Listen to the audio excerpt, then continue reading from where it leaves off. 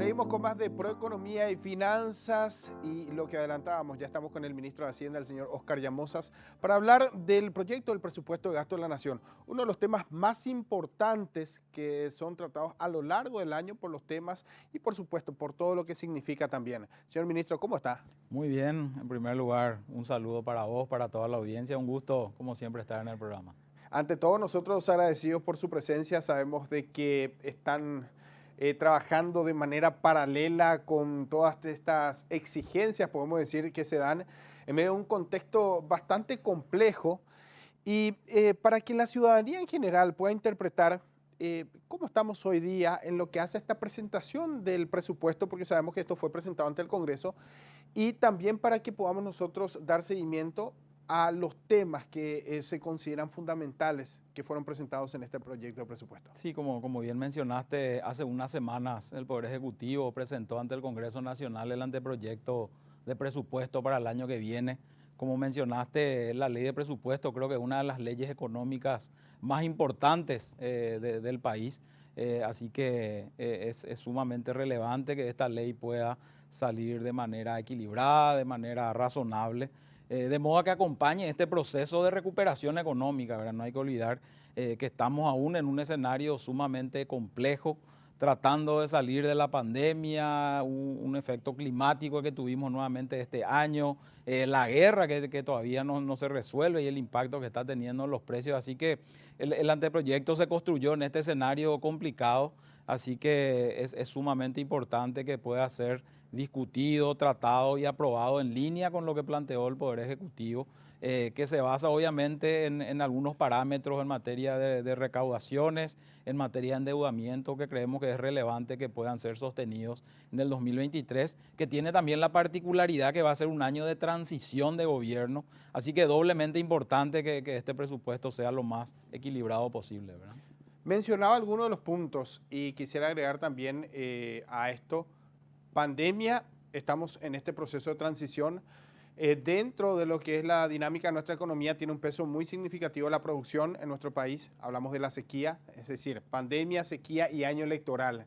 Es un desafío bastante importante, pero a esto quisiera agregar también las medidas que se habían adoptado durante la pandemia, que son medidas extraordinarias que se habían adoptado, digo bien, ante una situación extraordinaria. Este presupuesto fue pensado ya en esto, porque muchos hablan de no precipitarse y de tomar acciones ante una situación que podría ir, digamos, acomodándose conforme pase el tiempo. ¿Esto se tuvo en cuenta Sí, en atención a la proyección? así mismo, como bien dijiste, durante la pandemia se tuvieron que implementar medidas excepcionales. Se implementó un paquete fiscal de más del 5% del Producto Interno Bruto. Eso permitió ampliar la cobertura del sistema sanitario, incorporar personal de blanco, implementar programas de ayuda a trabajadores, a empresas, etcétera.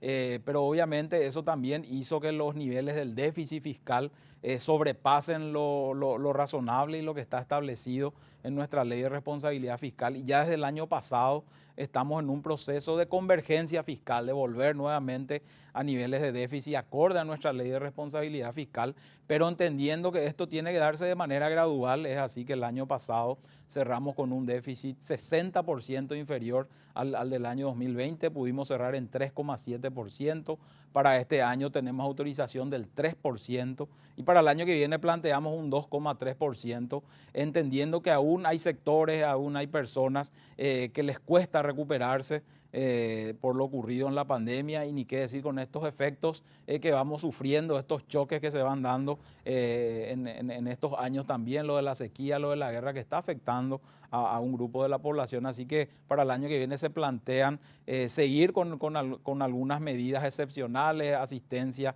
a familias en situación de pobreza y otro tipo de acciones, pero ya enmarcadas, como te decía, en esta reducción gradual del déficit y ya utilizando los programas tradicionales del gobierno. Ya pudimos desactivar todos esos programas sociales transitorios implementados en pandemia, así que eso fue también muy relevante y obviamente va a ayudar a este proceso de convergencia fiscal, ¿verdad? Ahora, es decir, estos programas como Tecoporá y otros van a continuar. Van a continuar Tecoporá, adultos mayores y otros programas, viviendas sociales, etcétera, que tratan de mantenerse y de ir incorporando a más gente también para el año que viene, de manera a seguir asistiendo a esta población vulnerable, pero sin desatender también los sectores prioritarios, ¿verdad? Todo lo relacionado a salud, como te mencionaba, más que se duplicó la cantidad de camas, e independientemente de la situación de pandemia, Paraguay era un país, o es un país que tiene déficit en materia sanitaria, así que el compromiso del gobierno es sostener todas esas inversiones que se hicieron en capital físico, capital humano, así que ese es un gran desafío y se prevén los recursos necesarios para eso el año que viene y obviamente sin descuidar lo de salud, lo de educación, lo de inversión pública, como así también lo de seguridad. Ministro, si hay algo que hemos escuchado en estos últimos meses es la calidad del gasto. ¿Cómo se logra la calidad del gasto y por sobre todo cómo se mide la calidad del gasto cuando hablamos de efectividad en las inversiones?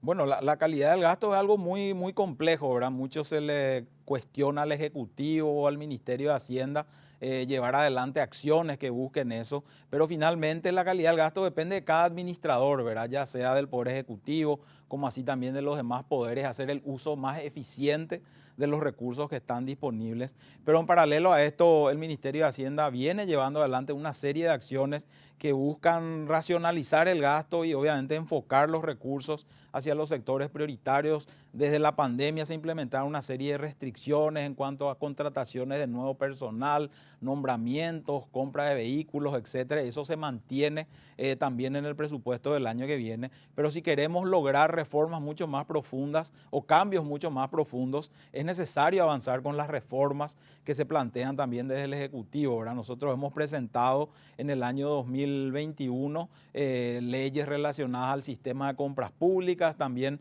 lo que hace al servicio civil, que son componentes sumamente importantes del presupuesto.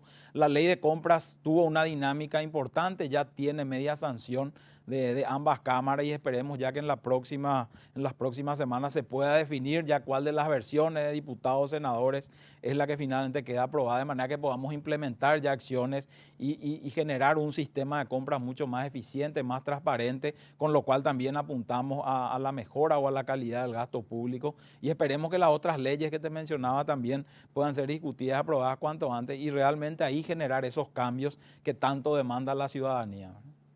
Ministro, decía algo, hoy estamos endeudados, esa es la realidad, si bien las deudas responden a las necesidades, pero ya no hay brecha prácticamente. Hoy día dependemos de nosotros mismos o dependemos de lo que puedan aportar los organismos internacionales.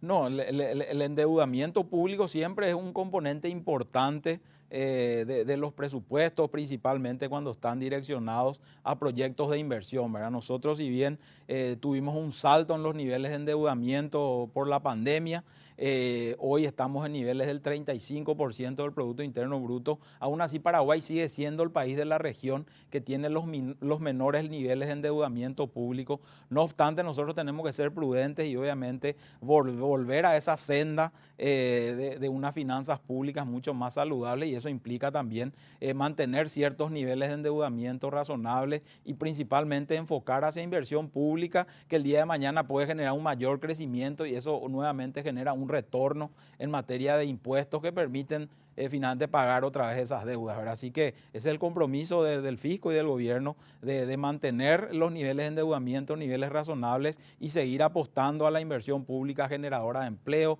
que cierre brechas que tiene nuestro país en materia de infraestructura, de conectividad, porque finalmente eso redunda también en un mayor crecimiento económico.